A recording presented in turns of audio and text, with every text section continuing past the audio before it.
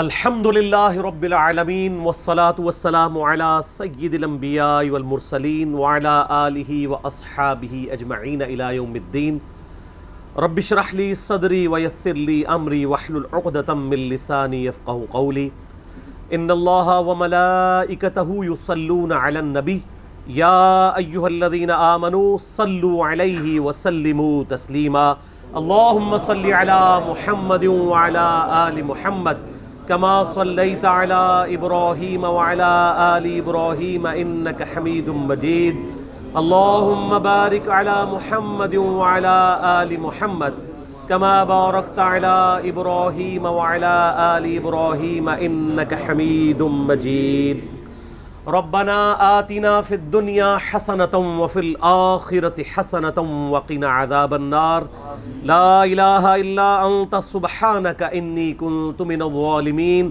حسبنا الله ونعم الوكيل يا حي يا قيوم برحمتك أستغيث ولا حول ولا قوة إلا بالله العلي العظيم ربنا آتنا من لدنك رحمة وهيئ لنا من أمرنا رشدا.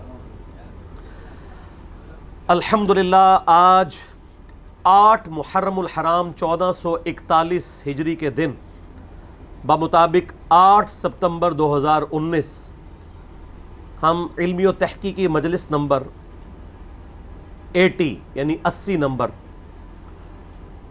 کا انعقاد کرنے جا رہے ہیں، اور آج کی ہماری یہ اسپیسیفک جو مجلس ہے وہ محرم اور کربلا سے متعلق جو بیسک لوگوں کے کوسچنز ہیں اس کو انشاءاللہ ہم کور کریں گے.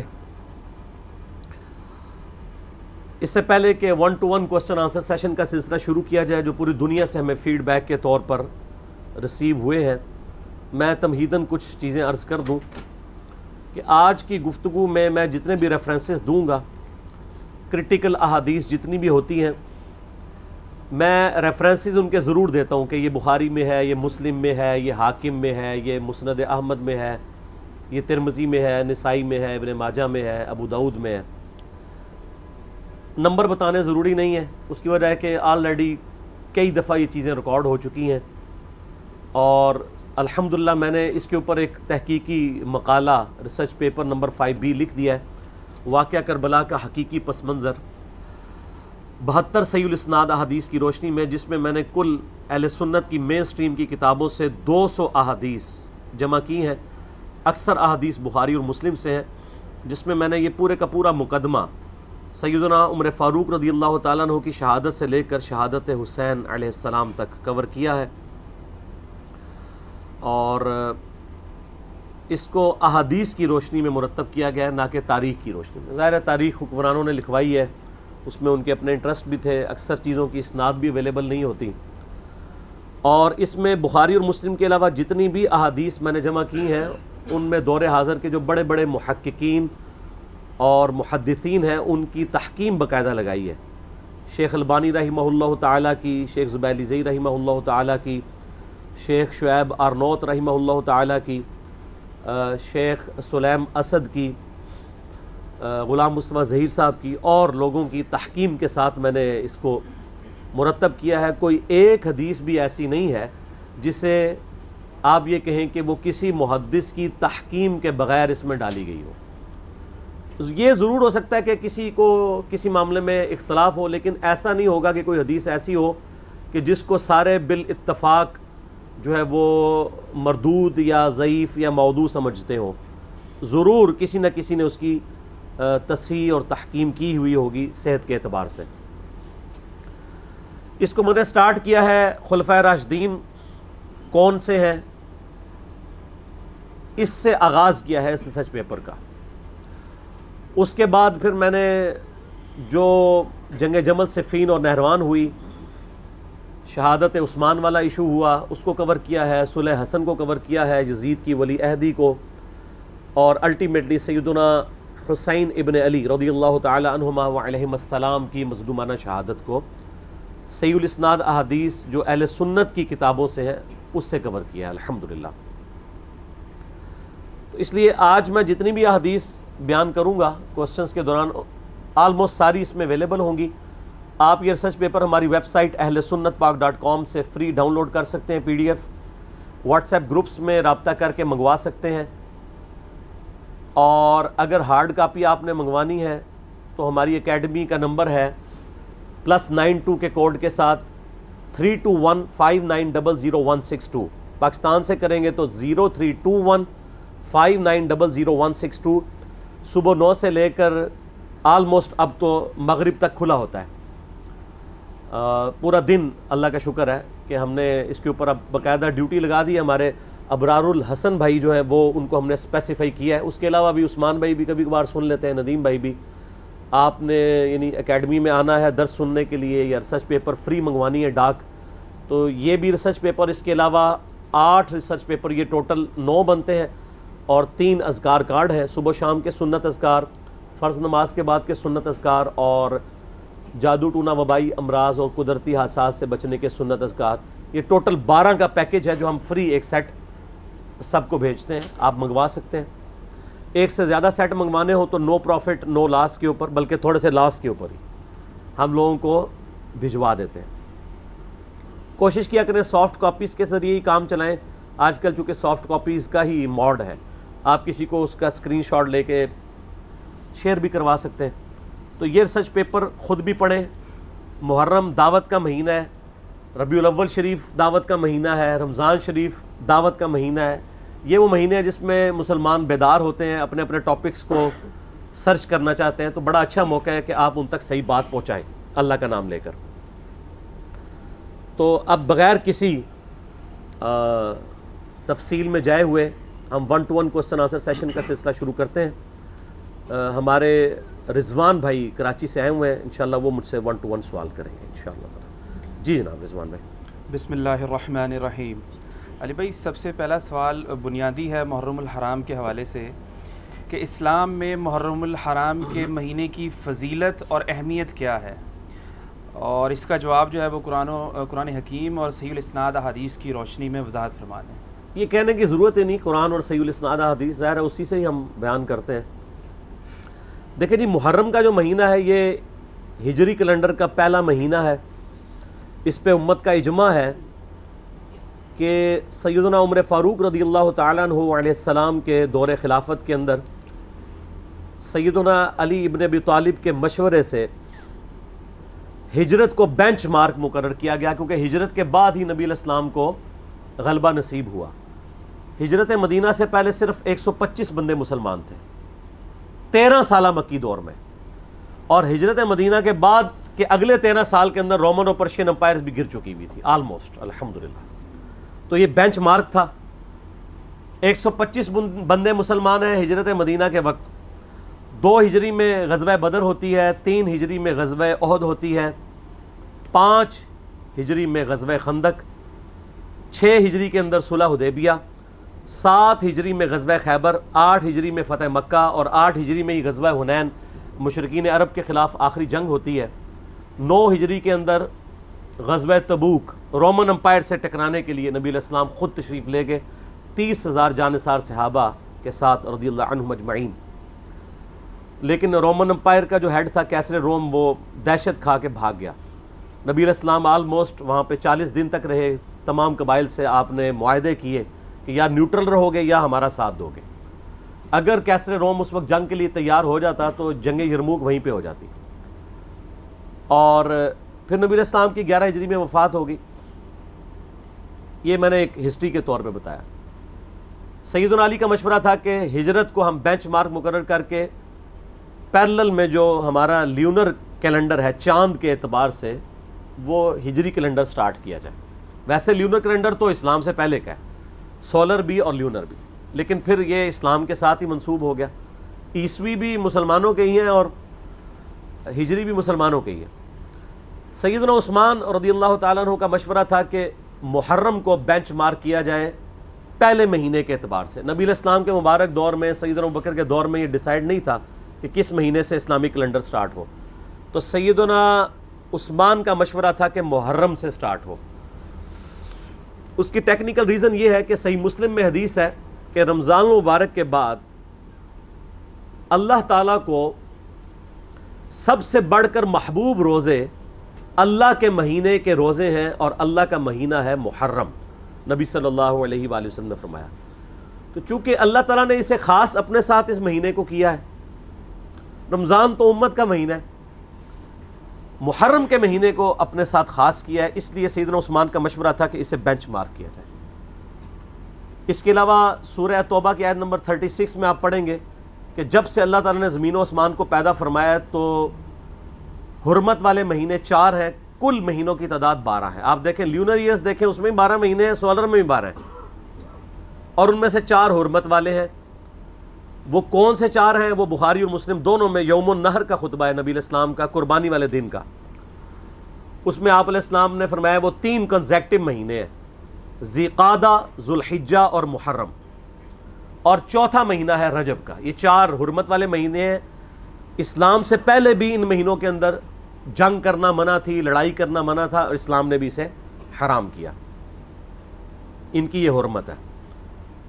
تو اسلامی جب کیلنڈر کا آغاز محرم سے ڈیسائیڈ کیا گیا، پھر محرم کی اہمیت اور بڑھ گئی کہ پہلا مہینہ ہی حرمت والا ہے۔ اس کے علاوہ محرم کے مہینے میں ایک دن ایسا تھا، عاشورہ کا دن، جو بخاری مسلم میں آلموسٹ 50 احادیث ہیں کہ جو اسلام سے قبل بھی مشرکین عرب اس دن کا روزہ رکھتے تھے، اسلام نے اسے کنٹینیو کیا، اور جب تک رمضان کے مہینے کے روزے فرض نہیں ہوئے، یہ عاشورہ کا 10 محرم کا روزہ فرض تھا۔ عاشورہ کا لفظ بخاری مسلم میں موجود ہے۔ جب یہ فرض ہو گیا تو بخاری مسلم میں آتا ہے نبی علیہ السلام نے فرمایا یہ آپشنل ہے۔ اس کے علاوہ ایک اور حدیث بھی ہے بخاری اور مسلم میں، جب نبی علیہ السلام ہجرت کر کے مدینہ شریف آئے اور آپ کو یہ پتہ چلا کہ یہودی جو ہیں وہ 10 محرم کا روزہ رکھتے ہیں، تو آپ علیہ السلام نے ان سے پوچھا کیوں رکھتے ہو؟ تو انہوں نے کہا کہ ہم اسے عید کے طور پہ مناتے ہیں۔ ایک طریق میں آتا ہے عید کے الفاظ، ایک میں آتا ہے ہم خوشی کا دن مناتے ہیں، ایک میں الفاظ ہیں ایام اللہ میں سے ہے۔ یہ تینوں الفاظ بخاری مسلم میں ملتے ہیں۔ تو آپ صلی اللہ علیہ وآلہ وسلم نے فرمایا ہم زیادہ حق رکھتے ہیں کہ حضرت موسیٰ علیہ السلام کا یہ دن ہم منائیں، تو آپ نے فرمایا تم بھی روزہ رکھا کرو۔ مسلمانوں نے پھر سے اس روزے کو شروع کیا۔ پھر بخاری مسلم کی ایک حدیث میں آتا ہے کہ ایک صحابی نے عرض کیا کہ اللہ کے محبوب صلی اللہ علیہ وآلہ وسلم آپ تو ہمیں مخالفت کا حکم دیتے ہیں یہود و نصارہ کی، تو یہ انہی کی پیروی ہو جائے گی۔ تو آپ نے فرمایا کہ اگلے سال میں زندہ رہا تو 9 محرم کا روزہ رکھوں گا۔ لیکن جب مسلم شریف کی اس حدیث کا ترجمہ کیا جاتا ہے تو بریکٹ میں لکھا جاتا ہے بھی، 9 کا بھی رکھوں گا، اس لیے کہ جامعہ ترمذی کے اندر موجود ہے 755 نمبر حدیث، اس کے انڈر امام ترمذی نے کامنٹس لکھے ہیں کہ عبداللہ ابن عباس کہتے ہیں یہود و نصارہ کی مخالفت کرو، 9 اور 10 دونوں کا روزہ رکھو۔ اس کی پوری سند سنن الکبری البیہقی میں موجود ہے۔ اس کے علاوہ جو اہل تشیع کا اس روزے پر اعتراض ہے، یہودیوں کا بھی ایک اعتراض ہے کہ جی ہم تو کوئی نہیں رکھتے، تو میں نے بتایا کہ اب وہ مہینے چینج ہو چکے ہیں، آج بھی وہ اس دن کو مناتے ہیں، لیکن ان کے اس مہینے کا نام تشریع ہے۔ تشریع بھی بولا جاتا ہے، تشریع بھی، اور یوم کپور اسے کہا جاتا ہے۔ وہ میں نے 1.25 گھنٹے کا لیکچر آلموسٹ ریکارڈ کروایا ہے، آج کل ہم نے فیس بک پہ اپلوڈ کیا ہے۔ اب 1.25 گھنٹے تو میں نہیں بول سکتا، تو جسے وہ اختلافی موضوع چاہیے تو وہ اس کو دیکھ لیں۔ تو 9-10 محرم انشاءاللہ کل اور پرسوں آ رہی ہے 1441 ہجری میں، اور اس دفعہ آپ دیکھیں ستمبر 2019 اور محرم الحرام 1441 کو انسائڈ کر گئے ہیں۔ جو تاریخ وہ چل رہی ہے محرم کی، وہی تاریخ ستمبر 2019 کی چل رہی ہے۔ تو کل ستمبر 9 کو محرم الحرام بھی 9 ہے، 9 اور 10 یہ 2 روزے رکھیں، یہ یعنی ایک فضیلت کا کام ہے۔ باقی پھر اسلام میں تو محرم کی اہمیت اس وقت زیادہ بڑھ گئی کہ جب اس امت نے نبی صلی اللہ علیہ وآلہ وسلم کو قبر میں گئے ہوئے صرف 50 سال گزرے تھے کہ آپ کی پوری اولاد کو سوائے چند ایک کے میدان کربلا میں مظلومانہ شہید کر دیا۔ سیدنا حسین ابن علی رضی اللہ تعالیٰ عنہ کی شہادت نے اس مہینے کو اور عاشورہ کے دن کو ہمیشہ کے لیے امر کر دیا۔ ویسے اگر آپ بخاری مسلم میں تو آتا نا اس دن فرعون ڈبویا گیا تھا، ایام اللہ میں سے ہے۔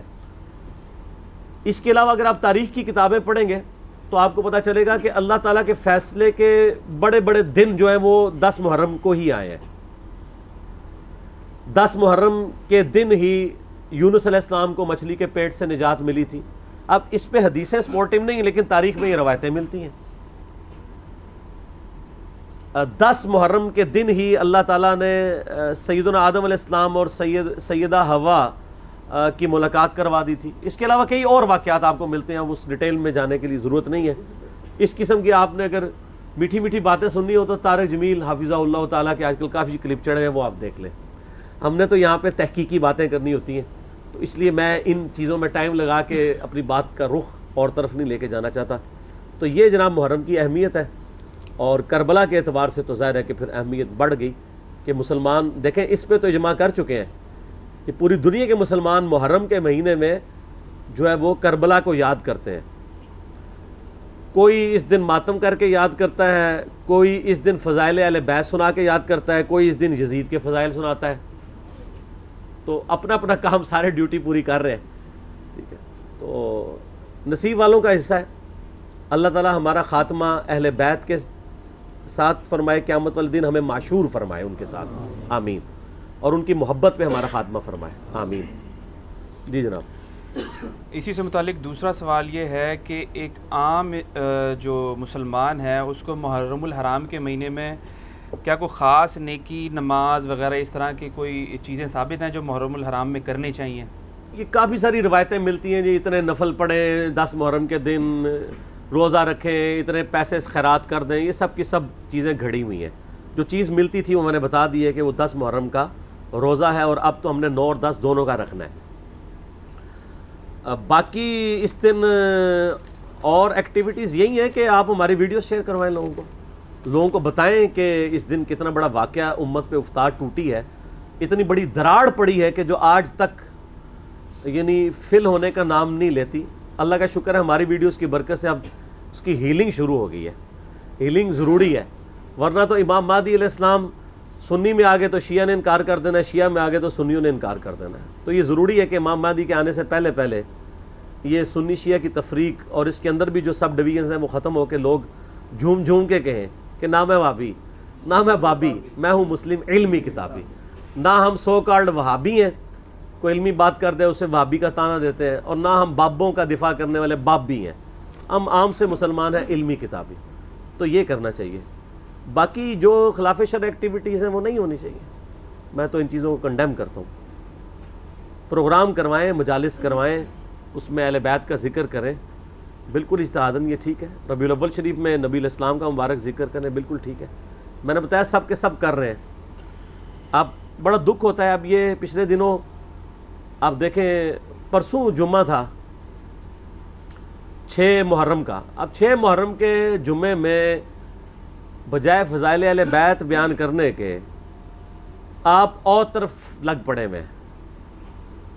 خصوصاً اہل حدیث کی آپ ممبروں سے دیکھیں گے تو وہ شیعہ کے خلاف تقریریں کر رہے ہوں گے، اور محرم کے چاروں جمعے اسی میں گزار دیں گے. تو پھر اہل بیت کا ذکر کب آئے گا؟ اس کے اوپر کیوں نہیں ٹائم لگاتے؟ آپ کریں، اپنی بڑھاس نکالیں. اگر شیعہ کو حق ہے تو آپ کو بھی حاصل ہے، کریں آپ ضرور. لیکن اہل بیت کو اگر آپ آن کرتے ہیں تو ان کا بھی ذکر خیر کر لیں.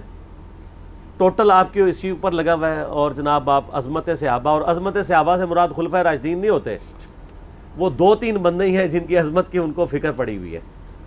ٹھیک ہے، جن کی عظمت بخاری اور مسلم میں بڑے اچھے طریقے سے بیان ہوئی ہے. وہ میرا واقعہ کربلا والا ریسرچ پیپر پڑھ لیں. زیادہ میں زبان درازی نہیں کرتا.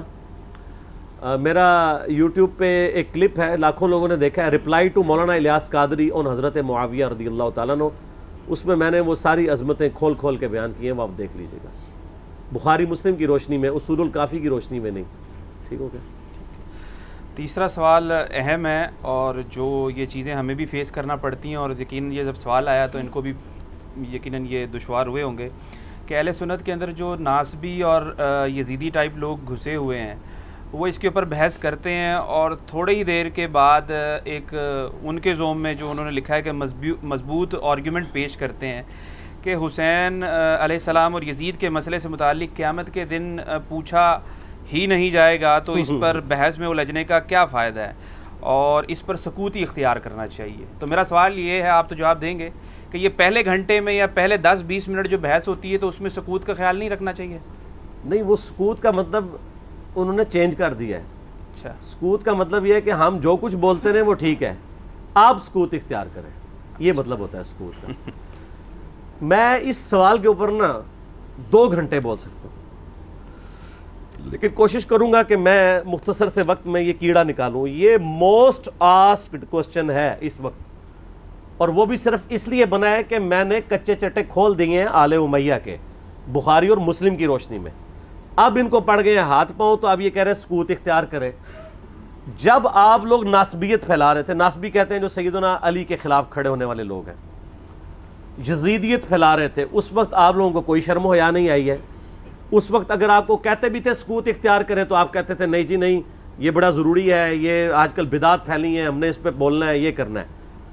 اب جب آپ کو آ کے کسی نے کنفرنٹ کرنا شروع کیا ہے اور آپ کا پورا کچا چٹا کھول کے بخاری مسلم کی روشنی میں یہ ریسرچ پیپر لکھ دیا ہے، 200 احادیث میں نے اس میں جمع کی ہیں، اکثر بخاری مسلم سے، واقعہ کربلا کے پس منظر کے اوپر، یہ کربلا ایک دن میں نہیں ہوئی، تو اب ان کو پڑ گئے ہاتھ پاؤں اور یہ کہہ رہے ہیں وہ جی ایسی باتیں نہیں کرنی چاہیے۔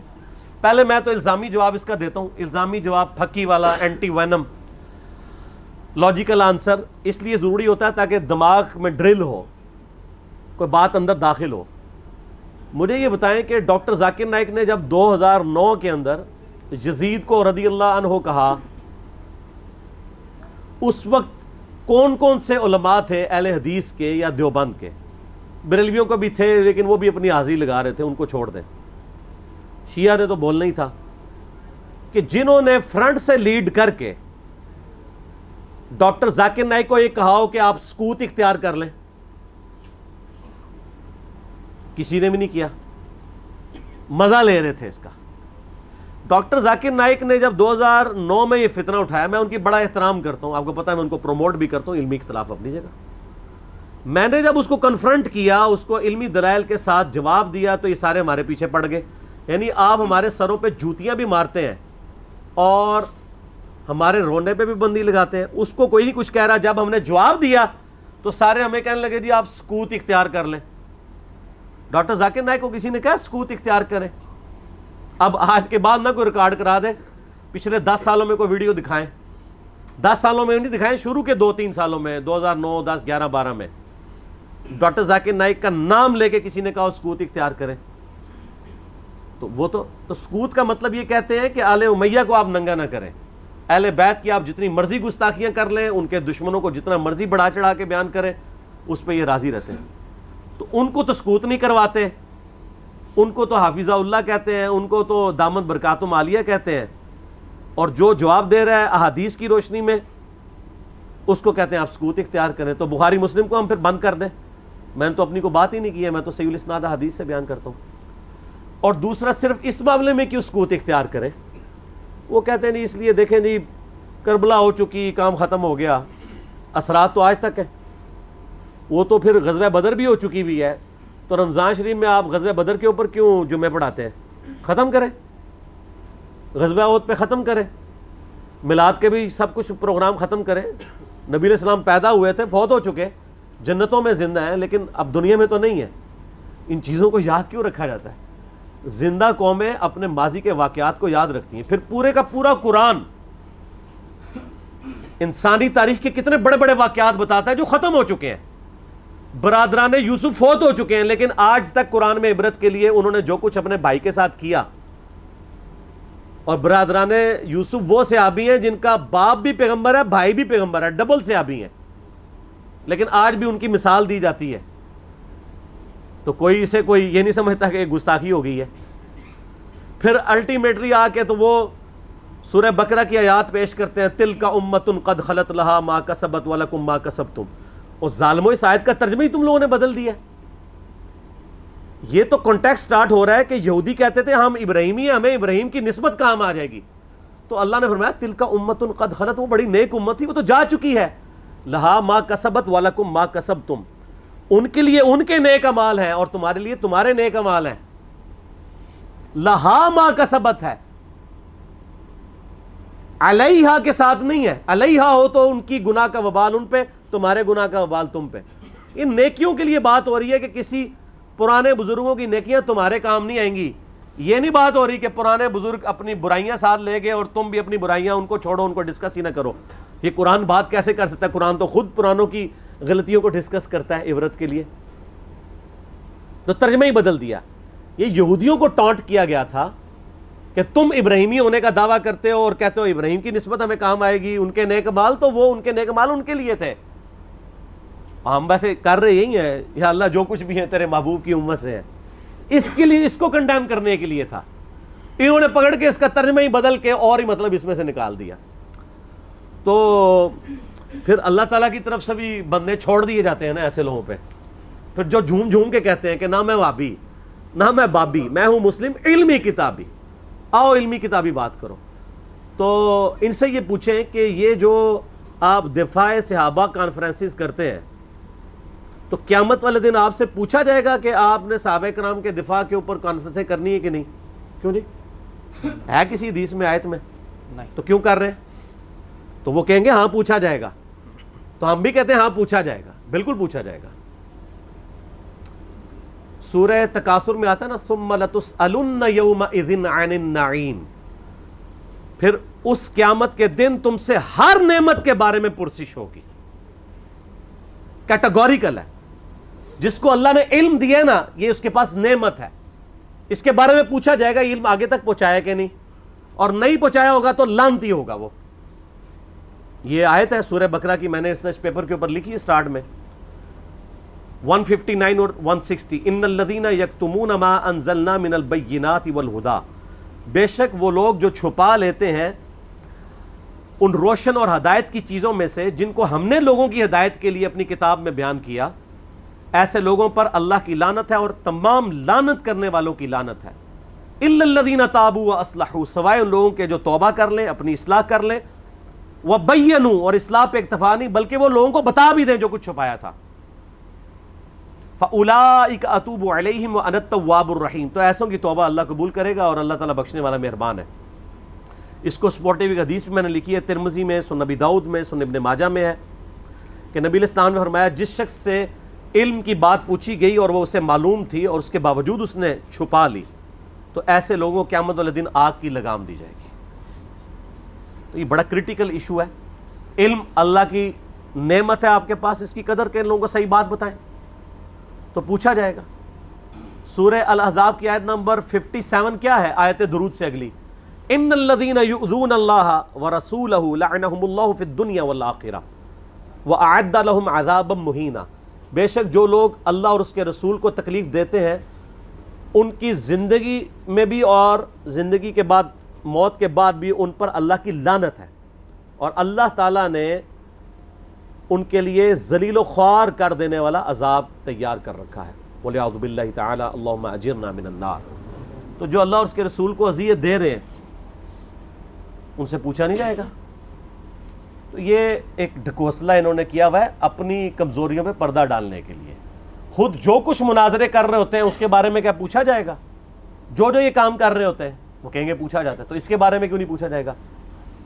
اور جی کو یہ بنیادی مسئلہ ہے. فضائل صحابہ احمد بن حنبل کی کتاب میں 2 روایتیں ہیں صحیح سند کے ساتھ. ایک روایت میں ہے کہ سیدنا علی بن ابی طالب کہتے ہیں، یہ حدیث موقوف ہے اور ظاہر غیبی خبر ہے، نبی علیہ السلام کے بتانے پر موقوف ہے، کہ میری وجہ سے 2 فرقے گمراہ ہوں گے، ایک میری محبت میں غلوف کر کے، ایک میری دشمنی میں غلوف کر کے.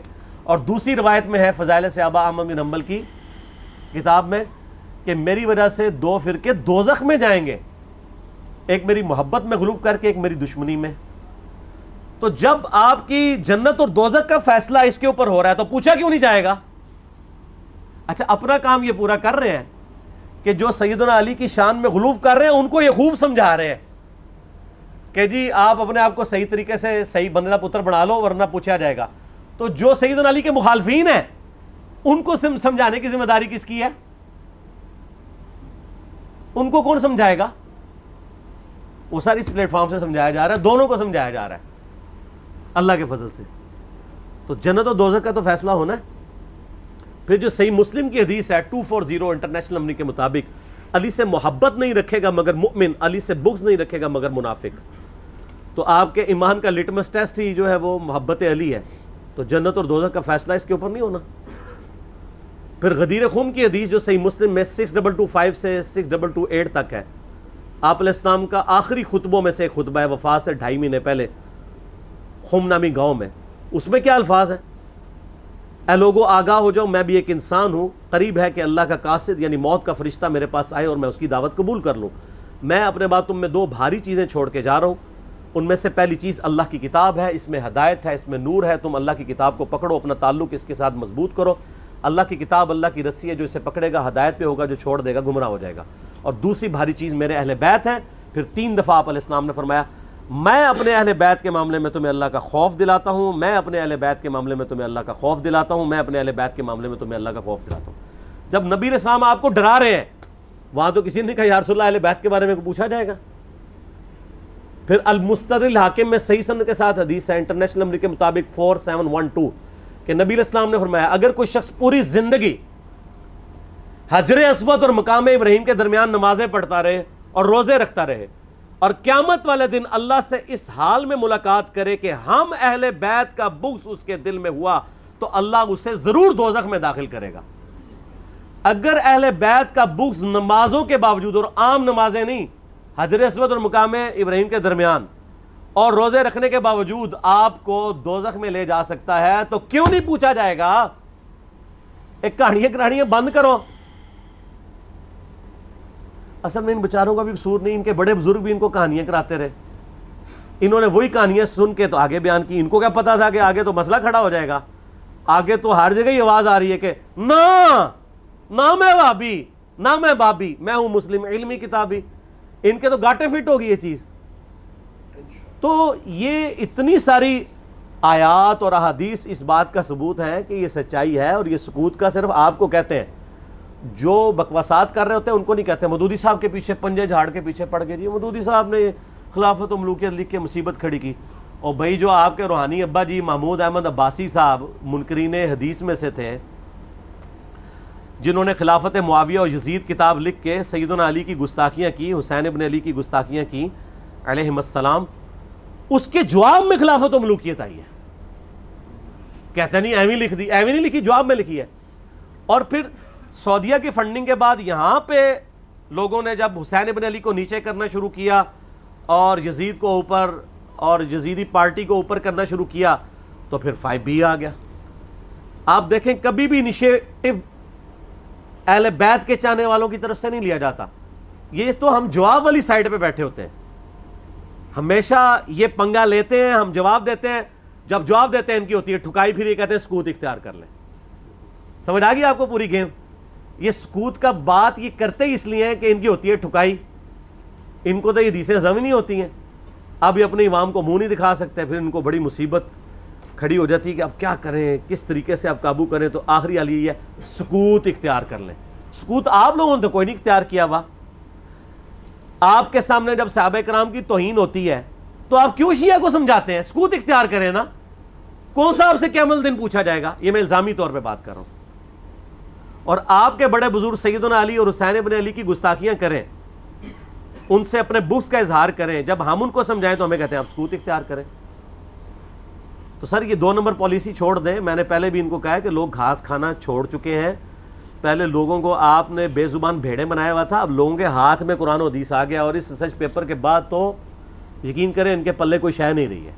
یہ ریسرچ پیپر آپ ضرور منگوا کے پڑھیں، ایکسٹرا آرڈنری ریسرچ پیپر ہے، انشاءاللہ آپ کو معاملات کلیئر ہو جائیں گے انشاءاللہ تعالی۔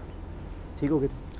اس کے ضمن میں بس ایک چھوٹی سی بات یہ ہے کہ آج کا دور آپ کو پتہ ہے، میڈیا، اخبارات اور ریڈیو کا دور ہے۔ اگر آپ سے کہا جائے کہ کسی ایک واقعے سے متعلق، کیونکہ آپ اس کے بارے میں ایک کلیئر سٹینڈ رکھتے ہیں، تو اگر کسی واقعے کے متعلق آپ سے یہ پوچھا جائے کہ آپ اس کو فلاں واقعہ یہ ہوا آپ نے سنا، اور آپ سے پوچھا جائے کہ آپ فلاں شخص کو قاتل گرداننے کے لیے تیار ہیں، جبکہ یہ واقعہ کربلا 1400 سال پہلے ہوئی ہے، تاریخ بھی غلط ملت ہے، مکس ہے، سچ ہے، جھوٹ ہے، اس کے باوجود آپ کوئی کلیئر کٹ سٹینڈ اور حتمی رائے لے سکتے ہیں کہ فلاں شخص مجرم تھا؟ مجرم کا مسئلہ ہی نہیں ہے، یہ دیکھیں بڑا انہوں نے رخ بدل دیا ہے۔ ہم تو مجرموں کو اسپیسیفائی اس طریقے سے کرنا ہی نہیں چاہتے، اس سے تو غرض ہی نہیں ہے، ہم تو اس واقعے کے پس منظر، اس کے ایفیکٹس کو ڈسکس کریں۔ مثال کے طور پہ آپ اسے سمجھیں کہ مسلمان 10 ذوالحجہ کو سنت ابراہیمی پوری کرتے ہیں، تو کیا ہم 10 ذوالحجہ کے کانٹیکسٹ میں یہ ڈسکس کرتے ہیں کہ جو مینڈا قربان کیا تھا ابراہیم علیہ السلام نے وہ کتنے کلو کا تھا، یا اس کے سینگ کتنے تھے، ان کا کلر کیا تھا، یا جب انہوں نے ذبح کیا تھا تو اس کے کتنے حصے کیے تھے، کتنی بوٹیاں بنائی تھیں، اس کو بھون کے کھایا تھا یا سٹیم روسٹ کیا تھا؟ یہ ڈسکس کرتے ہیں. یہ انٹرسٹ کی چیزیں ضرور. اصل چیز ہم اس تھیم کو فالو کرتے ہیں کہ ابراہیم علیہ السلام نے اللہ کے لیے قربانی دی. واقعہ کربلا اس سے ریلیٹڈ نہیں ہے کہ جی ان کے اوپر پانی بند ہو گیا, ان کے اوپر ظلم ہوا, کتنے بندے شہید ہوئے. یہ سیکنڈری چیز ہے. اصل چیز ہے کربلا ہوئی کیوں نبی علیہ السلام کی محنت کو 50 سال کے اندر اس لیول تک پہنچا دیا گیا کہ ہزاروں صحابہ زندہ ہیں اور نبی صلی اللہ علیہ وآلہ وسلم کی پوری اولاد ذبح کر دی جاتی ہے. ہم تو یہ کہہ نہیں رہے کہ کیسے ذبح کیا انہوں نے, آری چلائی تھی یا تلوار چلائی تھی. یہ تو واقعہ کربلا تو سب کو پتہ ہے, ان کی شہادت بھی سب کو پتہ ہے. جامعہ ترمذی میں حدیث ہے حسن و حسین جنتی نوجوانوں کے سردار ہیں اور ان کی والدہ جو ہے وہ جنتی عورتوں کی سردار ہیں. اور المستدرک حاکم میں حدیث ہے حسن و حسین جنتی نوجوانوں کے سردار ہیں اور ان کے والد ان سے بھی بہتر ہیں. تو یہ تو ڈیفینٹ حدیثیں ہیں, یہ تاریخ تو نہیں ہے, نبی علیہ السلام کے فرامین ہیں. تو ان کی موجودگی میں ان کے ساتھ یہ کچھ کیا جائے تو ہم نٹی گریٹیز میں نہیں پڑھتے, ہم اس تھیم کے اوپر کہ یہ کون سی چیز تھی جس نے خلافت راشدہ کو ملوکیت میں بدل دیا, ہم اس تھیم کے اوپر بات کرتے ہیں. ہم کہتے ہیں چھوڑ دیں, بندے ہندے چھوڑیں. الٹیمیٹلی کیا نکلا ہے, کس کی وجہ سے ہوا ہے, وہ تو احادیث کی کتابوں میں موجود ہے. ہم کب کہہ رہے ہیں خفیہ کیمرے لگا گئے جی کس نے گولی پہلا تیر کس نے چلایا یہ وہ. ہم تو بتا رہے کس کے دور حکومت میں ہوا اور ان کا اپنا کردار کیا تھا, اس کو کس طریقے سے لا کے تخت پہ بٹھایا گیا. وہ ساری کی ساری چیزیں تو سامنے ہیں. وہ تاریخ کی کتابیں نہیں ہیں, حدیث کی کتابیں ہیں. اگر آپ کہتے ہیں کہ بخاری مسلم سے ہم نے صرف رفع الیدین کی حدیثیں لینی ہیں یا ایمانیات کی حدیثیں لینی ہیں اور باقی جو بخاری اور مسلم میں آل امیہ کی بدماشیوں کو ننگا کیا گیا ہے وہ ہم نے نہیں لینی ہے, تو سر پھر آپ اپنے آپ کو کلیئر کٹ, پھر ہم آپ سے واقعہ کربلا نہیں ڈسکس کریں گے, حجیت حدیث میں بات کریں گے. آپ کو اپنے آپ کو منکرین حدیث کہنا پڑے گا. یہ آپ اسکروٹنگ کیسے کریں گے؟